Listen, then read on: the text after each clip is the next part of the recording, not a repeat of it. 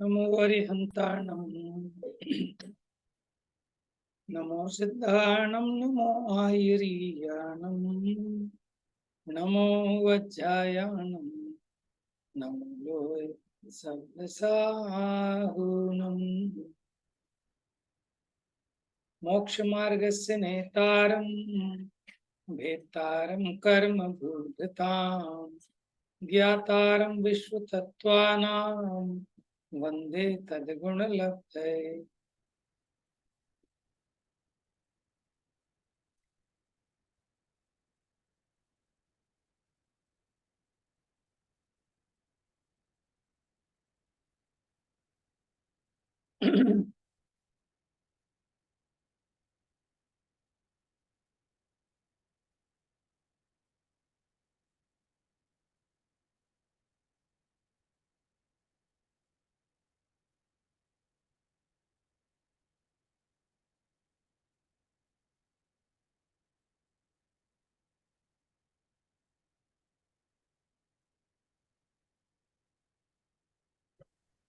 देखिए, हमारी चर्चा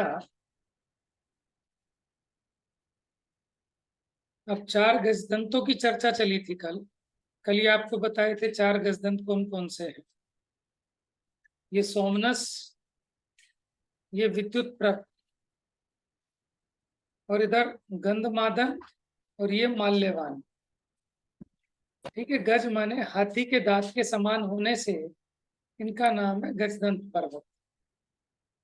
इनमें जो 9 कूट हैं उनमें की जो सिद्धार्थन कूट है, यहाँ ये चैत्यालय है, जिन मंदिर है इन चारों में। ठीक है, बाकी में व्यंतराधिक के निवास स्थान है।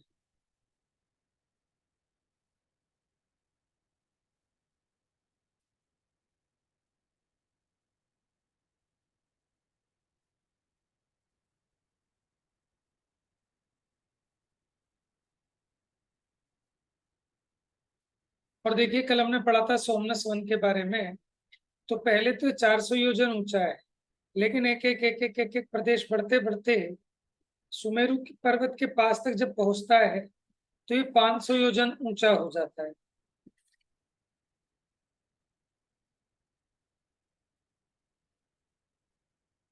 अब पढ़ते हैं पश्चिम दिशा के अंत में स्थित विद्युत प्रभ गजदंत पर्वत। चलो पूनम पढ़ो आप, देव गुरु यहाँ से।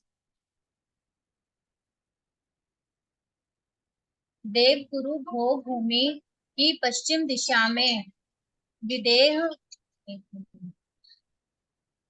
विदेह की पूर्व पश्चिम दिशा में निषद कुलाचल से उत्तर की ओर, मेरु से पश्चिम दक्षिण के मध्य नैऋत्य दिशा में 1 योजन के 19 भाग में से 6 कला अधिक 3209 योजन दक्षिण उत्तर लंबा, पूर्व पश्चिम 500 योजन चौड़ा सुवर्णमय विद्युतप्रभ नामक गजदंत पर्वत है।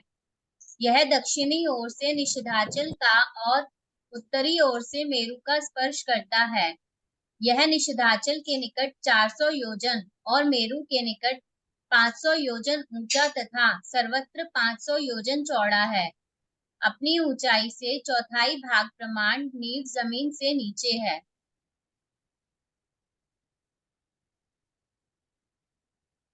आगे पढ़ो भैया। हाँ जी। इसके ऊपर दोनों ओर 2 कोस चौड़ी पर्वत समान लंबी सुवर्णमयी वेदी है, जिनके शिखर पर 125 योजन ऊंचे 62.5 योजन चौड़े चौकोर सुवर्णमयी सिद्ध विद्युतप्रभ देवकुरु पद्मवान तपन स्वस्तिक सज्ज्वाल सितोदा हरि ये 9 कूट हैं। इनमें से पहले सिद्ध कूट पर जिन मंदिर है, चौथे पद्मवान कूट पर वारिशेना, छठवें स्वस्तिक कूट पर अबला नामक दिक्कुमारी व्यंतर देवियां रहती हैं।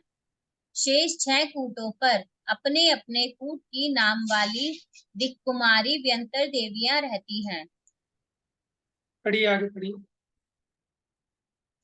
इस प्रकार महाशालमली वृक्ष, 2 यमकगिरी, 1 सीतोदा महानदी, उस संबंधी 5 ग्रह, उनके दोनों ओर 50 कांचनगिरी, दो दिग्गजेंद्र भोग भूमि के क्षेत्र में है।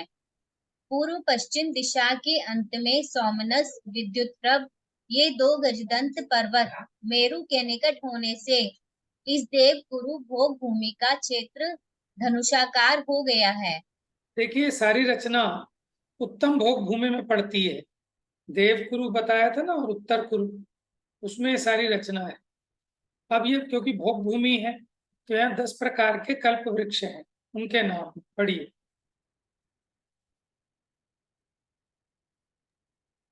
इसमें मध्यांग, तुर्यांग, भूषणांग, भोजनांग, भाजनांग, वस्त्रांग, माल्यांग, ग्रहांग, दीपांग, ज्योतिरांग, इन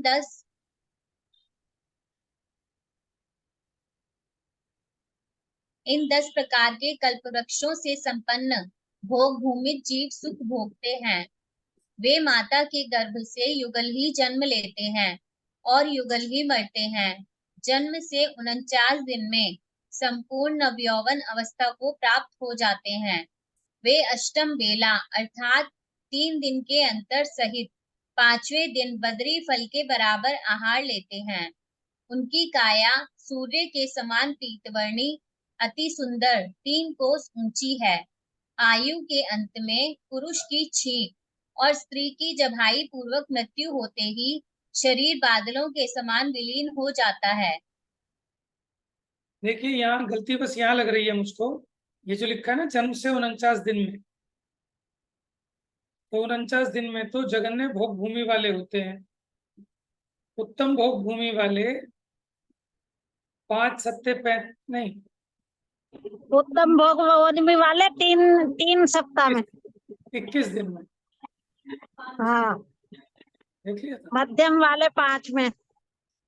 नहीं, अभी ये चेक कर लिया था शिवानी ने कि 5, 6, हाँ 7 के हिसाब से है। जगन्य भोग भूमि वाले 7 दिन में, 7 7 49। मध्यम भोग हाँ भूमि वाले 6 दिन में 7 प्रकार की उनकी जो क्रिया उनमें निपुण हो जाते हैं, 7 कलाओं में, तो 6 सत्ते 42। और जगन्य वाले अच्छा 35। 5 अच्छा ठीक है। अब उत्तर कुरु नामक उत्कृष्ट भोग भूमि का क्षेत्र, अभी जो हमने चर्चा की थी वो दक्षिण कुरु की थी। देखिए दक्षिण कुरु है ये वाला, ये दक्षिण कुरु है। अब चर्चा होगी उत्तर कुरु की।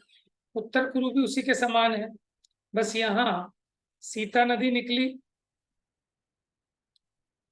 ठीक है, उसमें 1000 योजन आगे जाकर ये 2 यमक गिरी थे ना, इसी प्रकार के यहाँ है।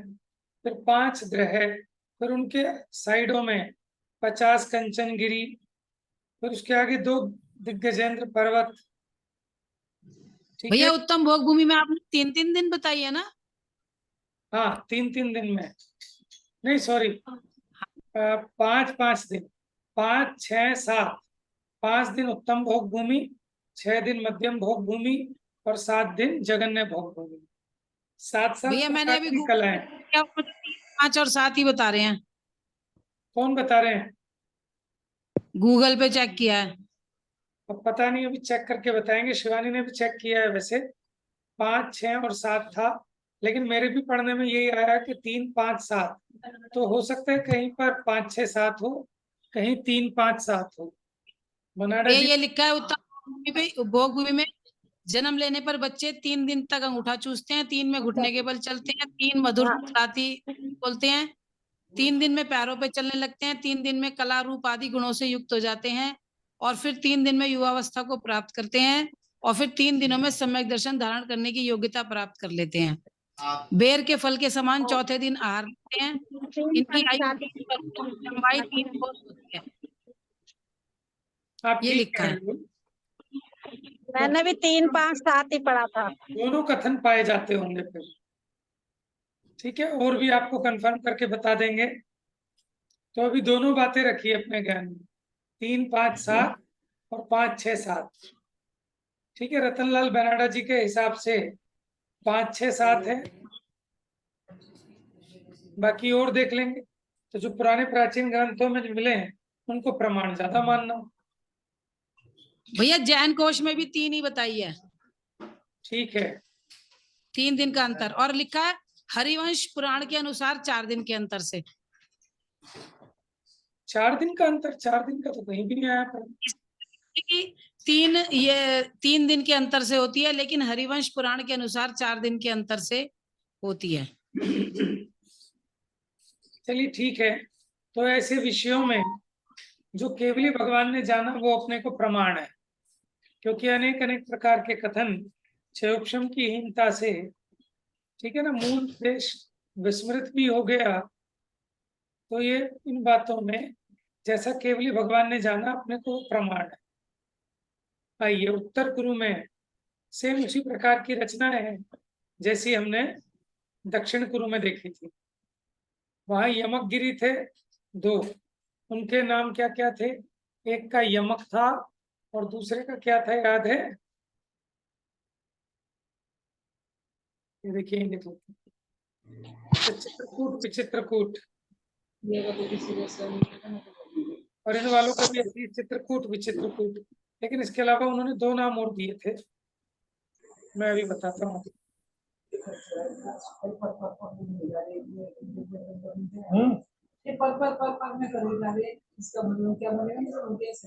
ये रहा यमकगिरी और पश्चिम तट पर मेघगिरी नामक एक एक पर्वत है। ठीक है, इसी को इन्होंने नाम दिया चित्रकूट विचित्रकूट।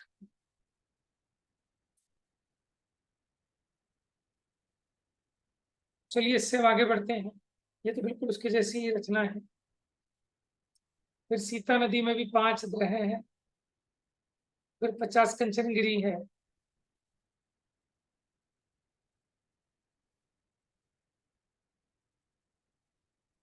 अब ये कहते हैं, प्रश्न देखिए, प्रश्न पढ़िए। इन ग्रहों के और पर्वतों के सम्मुख बना कैसे है? इन्होंने कहा था ना, जहां जहां ग्रह हैं उनके साथ साथ में क्या है, कांचनगिरी है।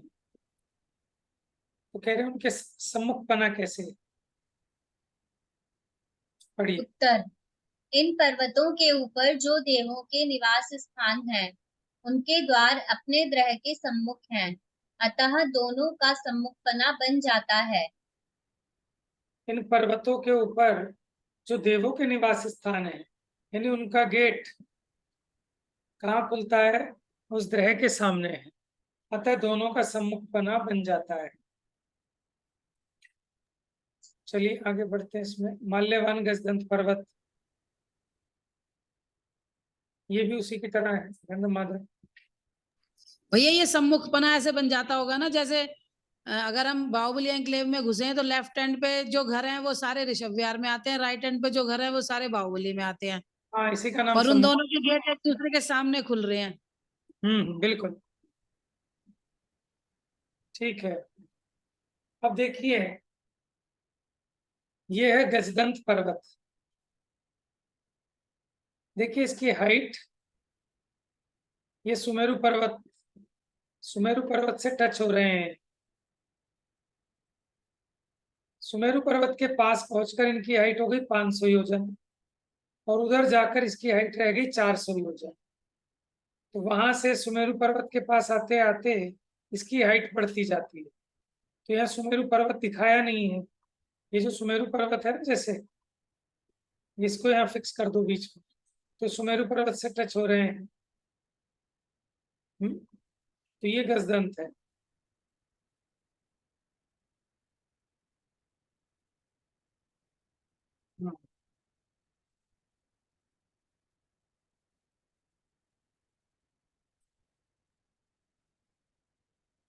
ये है नाभिगिरी, जो हमने देखे थे ना, जैसे वृषभाचल आदि।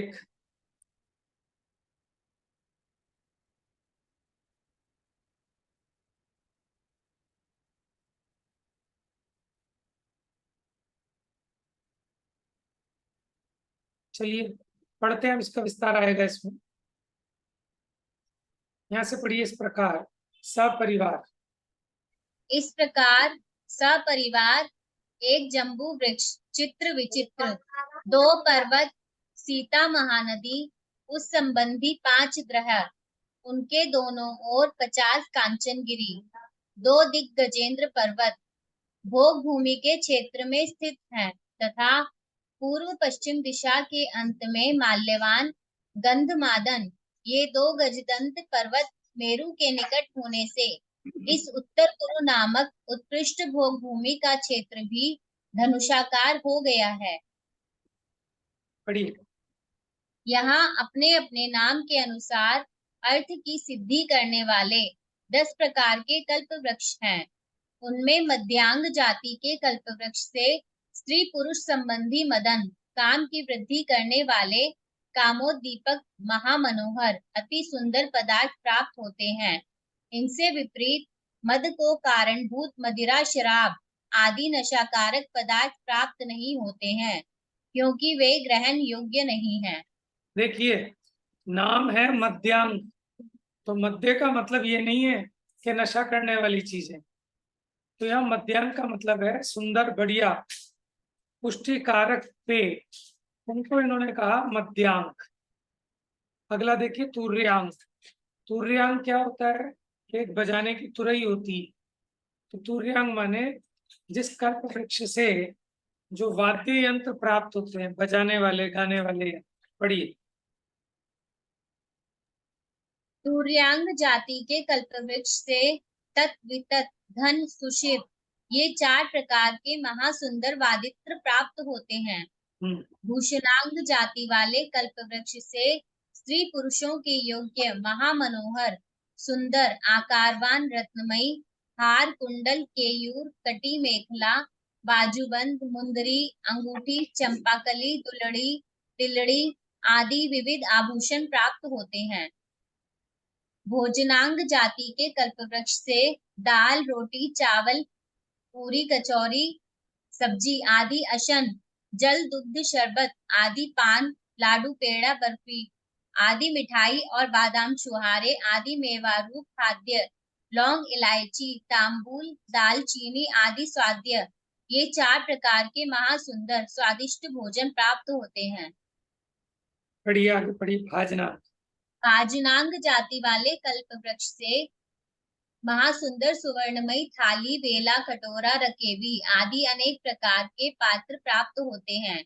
वस्त्रांग जाति वाले कल्पवृक्ष से महासुंदर कोमल, रेशमी, सूती, चीनी, रोमी इत्यादि अनेक प्रकार के वस्त्र प्राप्त होते हैं। माल्यांग जाति वाले कल्पवृक्ष से महासुंदर सुगंधित चंपा, चमेली, वसंत, मालती, जूही आदि अनेक प्रकार के पुष्पों की मालाएं प्राप्त होती हैं।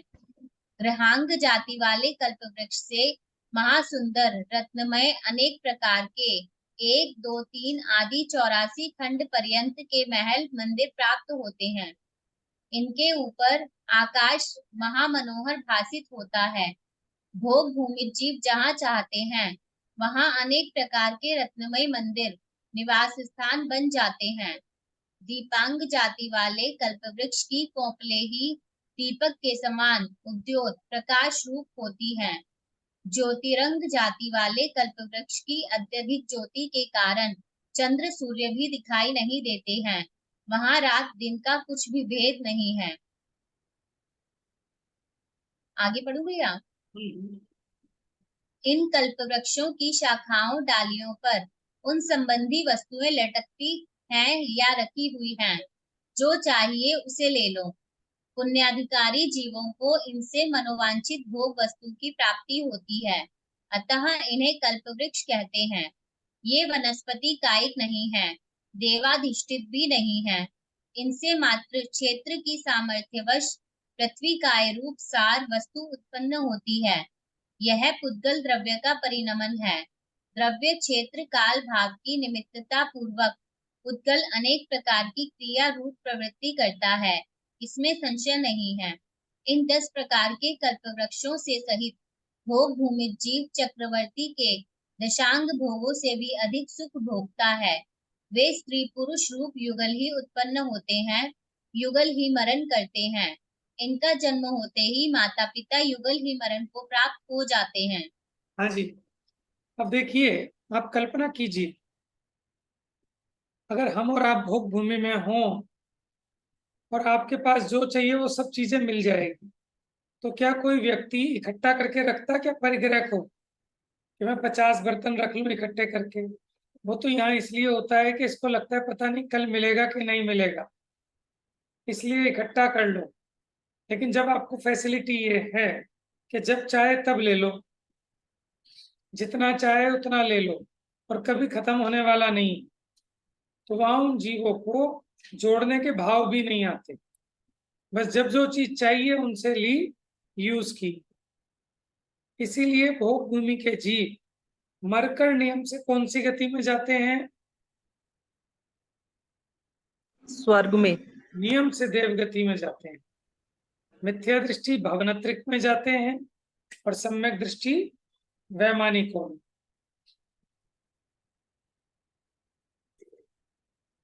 ठीक है ना? इसी कारण कि वहां उनको उस तरह की तीव्र परिग्रह की, माने उन चीजों को जोड़ने की, इकट्ठा रखने की अभिलाषा ही नहीं होती, लड़ने झगड़ने का भैया? मौका ही नहीं है।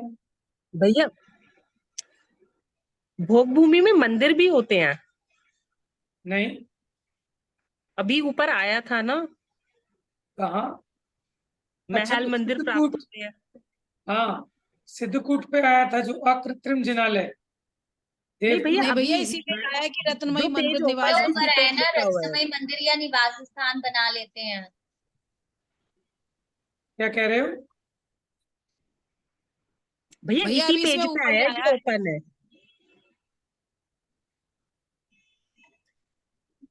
इसी पेज पे है जो खुला हुआ है स्क्रीन पे, नीचे सबसे ऊपर वाली लाइन।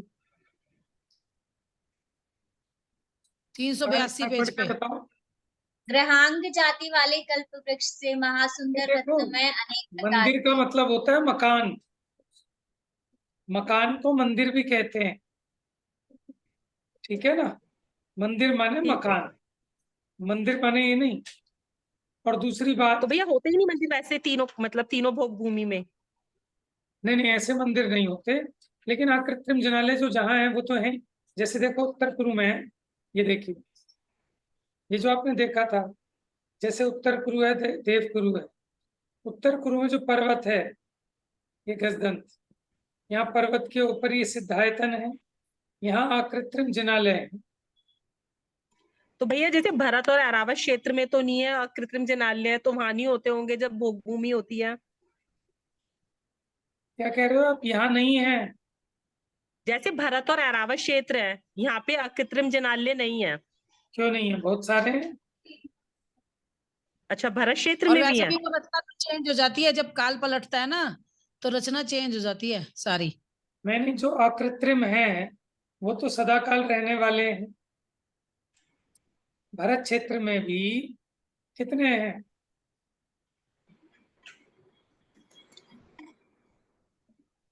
देखो, भरत क्षेत्र में अकृत्रिम जिनालय,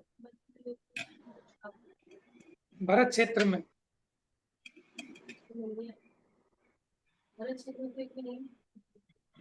कुलाचल,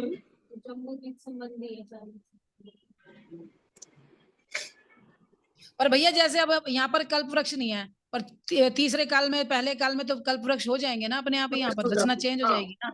वो रचनाएं नष्ट हो जाती हैं।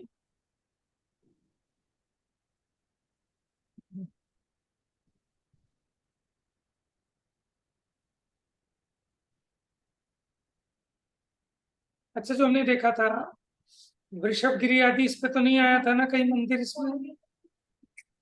अच्छा देखो, जैसे पर्वत है हिमवन, यहाँ ये सिद्धायतन दिख रहा है ना आपको, कूट है जो दिख रहा है आपको, ये तो जी जन्म, भैया दिख रहा है। फिर भी पर्वत पे आ गया।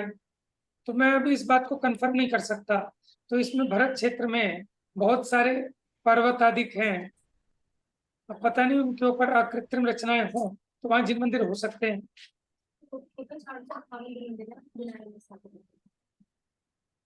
मध्यलोक में टोटल 458 जिन मंदिर है। ठीक है, 458 पूरे के पूरे गिनती के हैं, उससे ज्यादा नहीं। तो उससे तो यही लगता है कि भरत क्षेत्र में नहीं आएंगे। भैया जैसे ना हाँ बोलो। जैसे भोग भूमि में ना तो मंदिर होते, ना ये होते, मुनि भी नहीं होते, तो फिर सम्यक दर्शन वो पहले से लेके आते हैं जिनके होता है, या फिर कैसे होता है उन्हें सम्यक दर्शन? भूमि के जीव सम्यक दर्शन प्राप्त भी करते हैं, प्राप्त भी कर सकते हैं। कोई रिद्धिधारी मतलब मुनिराज जाते हैं क्या भोग भूमि में? रिद्धिधारी मुनिराज हाँ भैया, ये तो पढ़ा था मैंने, आदिनाथ भगवान जो के वो भव में आदिनाथ, हाँ हाँ, जब वो ये राजा पढ़ा था। वज्रजन थे। नहीं, राजा नहीं थे, जब भोग भूमि में जन्म हुआ था उनका। भोग भूमि में जन्म हुआ था। राजा के टाइम पे कोई जो मंत्री थे वो स्वयं उनके स्वयं मुख्यमंत्री थे ना, राजा हाँ वज्रजन हाँ, पर्याय में उनके, तो वो मंत्री ही उनको संबोधित राजा करते महाबल थे। की पर्याय में थे भैया उनके मंत्री, जब तब वो राजा महाबल थे विद्याधर में। हाँ, तब वो उनको संबोधित करने गए, ऐसा ग्रंथ में आता है। और भैया नरकों की तरह निसर्गज भी तो हो सकता है वहां पे याद आके भी, हाँ हो सकता है, वो तो कहीं भी हो सकता है। क्योंकि अभी मैंने शायद बड़े पंडित जी के प्रवचन सुन रही थी, तो उसमें उन्होंने ये बताया है कि जैसे अत्यंत वेदना से हमें सम्यक दर्शन हो जाता है, ऐसे जीव को महान ऐश्वर्य में से भी सम्यक दर्शन हो जाता है, उससे भी विरक्ति आती है किसी काल में, अच्छा। महान ऐश्वर्य से भी। हाँ, उसमें ऐसे बताया जैसे महान ऐश्वर्य है किसी जीव के पास, और महान ऐश्वर्य के बीच में भी उसको कभी कोई ऐसी इच्छा छोटी सी हुई जो उसकी पूरी नहीं हो पाई, या कुछ उसको, जैसे उसमें उदाहरण दिया जैसे भरत जी को के कुछ पुत्र वो थे, गूंगे थे जन्म से, मतलब उनकी दृष्टि में तो गूंगे ही थे ना, असल में तो वो नहीं थे। लेकिन भरत जी को इस बात का बहुत दुख था कि बताओ मैं इतना बड़ा चक्रवर्ती और मेरे बच्चे गूंगे पैदा हो गए और मैं कुछ नहीं कर पा रहा। तो ऐसे उन्होंने बताया कि महान ऐश्वर्य में भी अगर जीव की कोई छोटी सी इच्छा पूरी नहीं हो रही, तो उसको उससे विरक्ति आके वहां पे उससे भी सम्यक दर्शन हो जाता है। बिल्कुल ठीक है, सही है।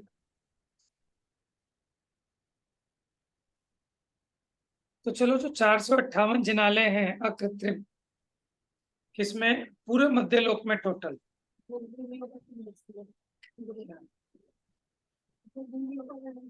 3 5 7 है। देखिए आपके ग्रुप पर भोग भूमि का जो स्वरूप तिलोय प्रणति ग्रंथ में आया, वो शेयर कर दिया है, आप उसको पढ़ लें, पूरा चार्ट है।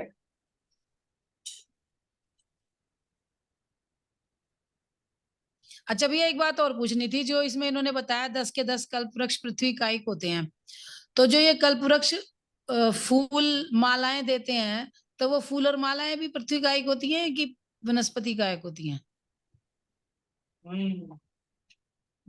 देखो अभी पीछे इसमें लिखा था, उसके हिसाब से तो लग रहा है कि सब चीजें पृथ्वी का एक फल ही देती हैं वो। देखो, पृथ्वी का एक ही होने चाहिए वैसे। क्योंकि वो वृक्ष भी तो पृथ्वी कायिक ही हैं आया सारे। भी।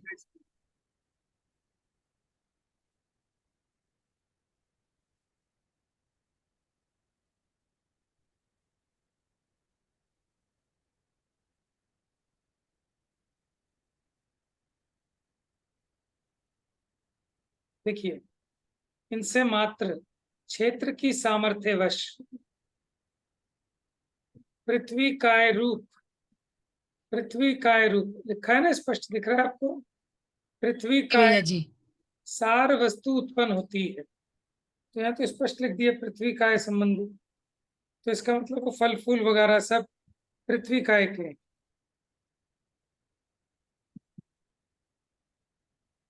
तो खाना पृथ्वी काय खाएंगे फिर वो, मतलब?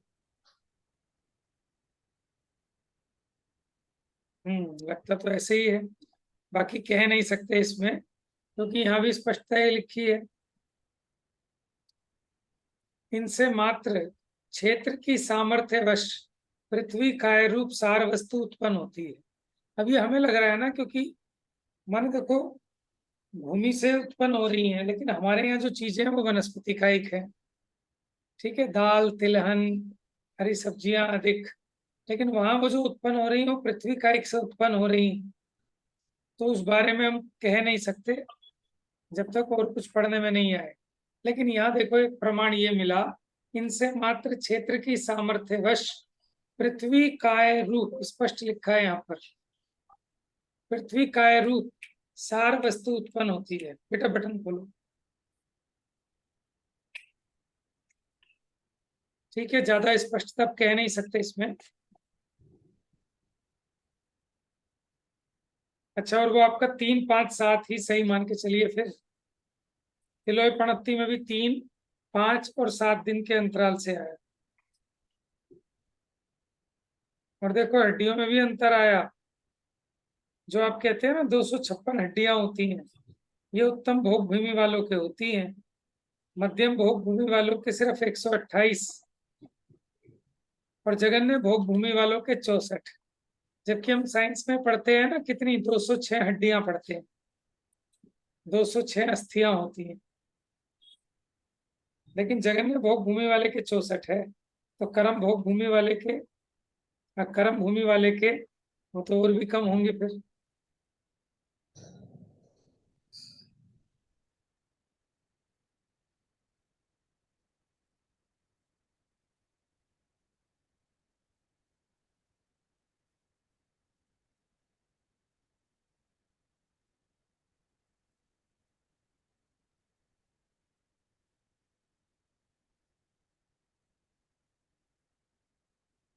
हम्म।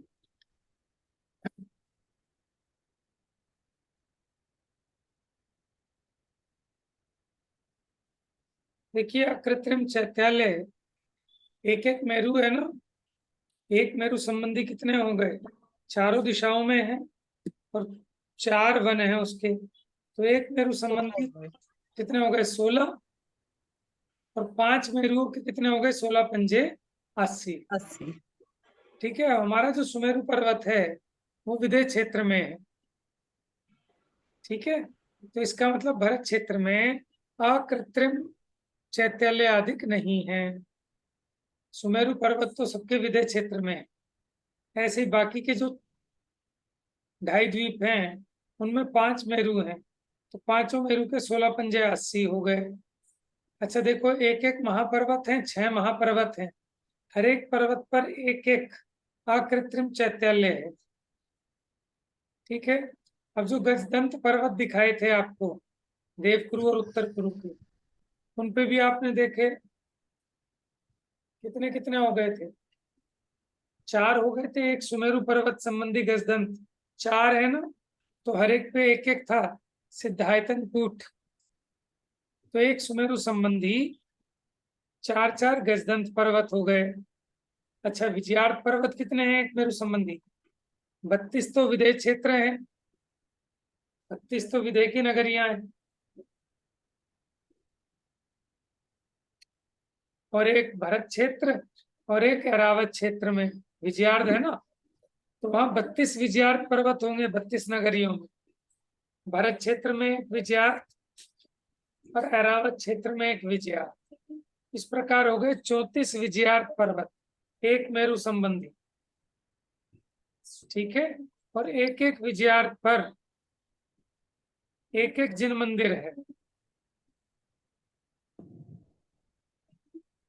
तो भरत क्षेत्र में जो विजयार्थ पर्वत है उस पर भी अकृत्रिम चैत्यालय है एक,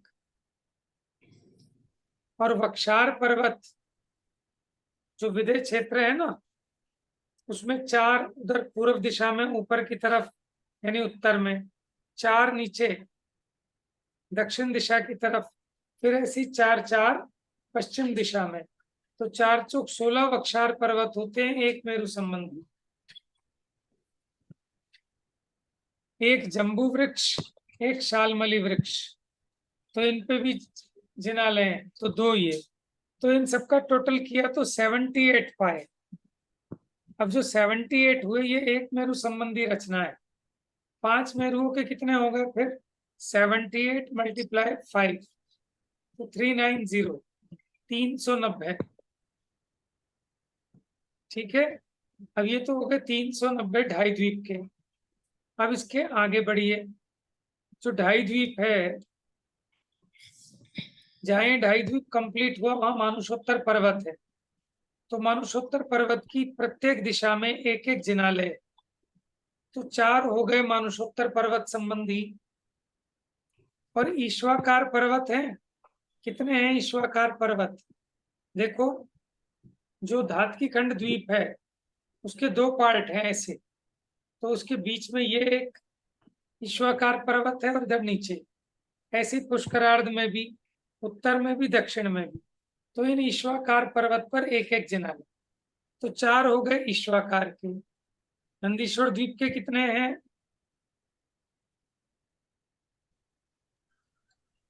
52।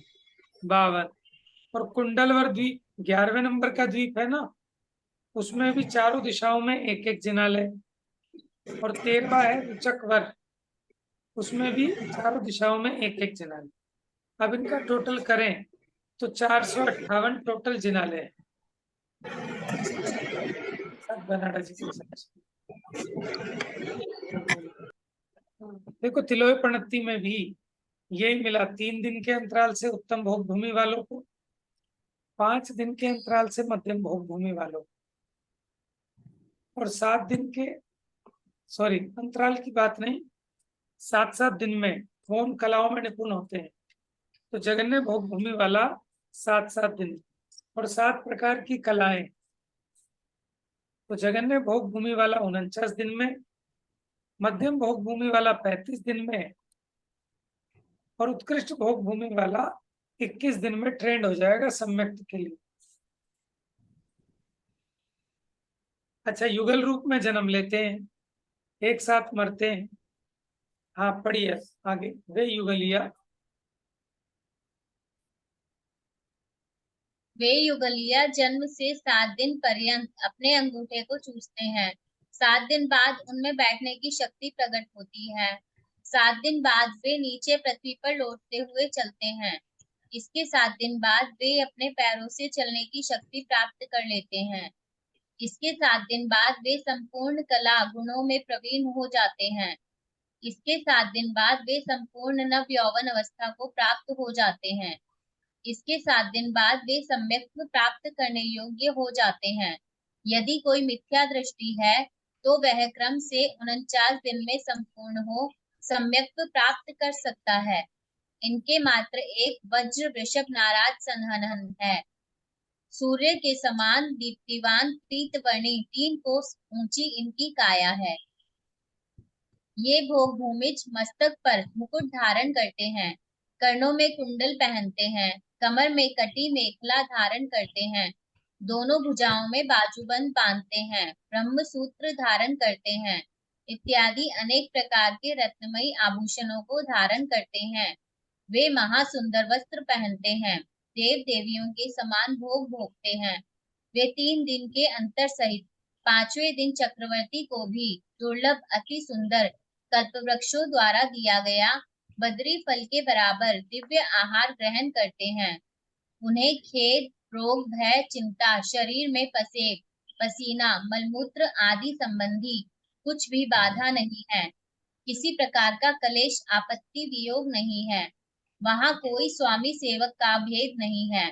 वहां कोई राजा नहीं है, कोई भेषधारी नहीं है, शत्रु मित्र नहीं है, कोई भी स्त्री पर पुरुषगामी या कोई भी पुरुष पर स्त्रीरत नहीं है।